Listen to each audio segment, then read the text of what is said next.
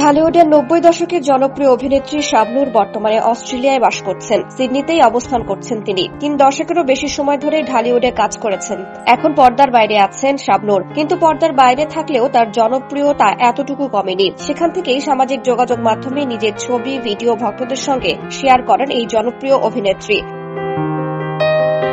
এবার দুঃসংবাদ দিলেন। একটি গণমাধ্যমকে জানান, মোবাইল ফোনে কথা বলতে বলতে হাঁটার সময় পড়ে গিয়ে পায়ে চোট পেয়েছেন তিনি। শাবনূর বলেন, আমি মোবাইল ফোনে কথা বলতে বলতে ল্যাকেম্বার রাস্তায় হাঁটছিলাম। এ সময় হঠাৎ অসাবধানতাবশত ফুটপাত থেকে পড়ে যাই। তখন পা মচকে যায়, হাঁটুর চামড়াও কিছুটা ছিলে গেছে। শনিবার এই দুর্ঘটনা ঘটেছে বলে জানান শাবনূর। এরপর পা প্লাস্টার করিয়েছেন। চিকিৎসক 2 সপ্তাহ পায়ে প্লাস্টার রাখার পরামর্শ দিয়েছেন বলেও জানান। অভিনেত্রী বলেন, পায়ে আঘাত পাওয়ায় প্রচুর ব্যথা পাই। এমন অবস্থা হয়েছিল যে উঠে দাঁড়ানোর মতো কোনো শক্তি ছিল না। পরে হেল্প নিয়ে চিকিৎসকের কাছে গিয়ে পরীক্ষা নিরীক্ষা করাই। তারপর জানতে পারি পায়ের টিস্যু ক্ষতিগ্রস্ত হয়েছে। এরপর পা প্লাস্টার করা হয়, ব্যথানাশক ওষুধও দেয়া হয়। আমি এখন প্যাচে ভর দিয়ে হাঁটছি।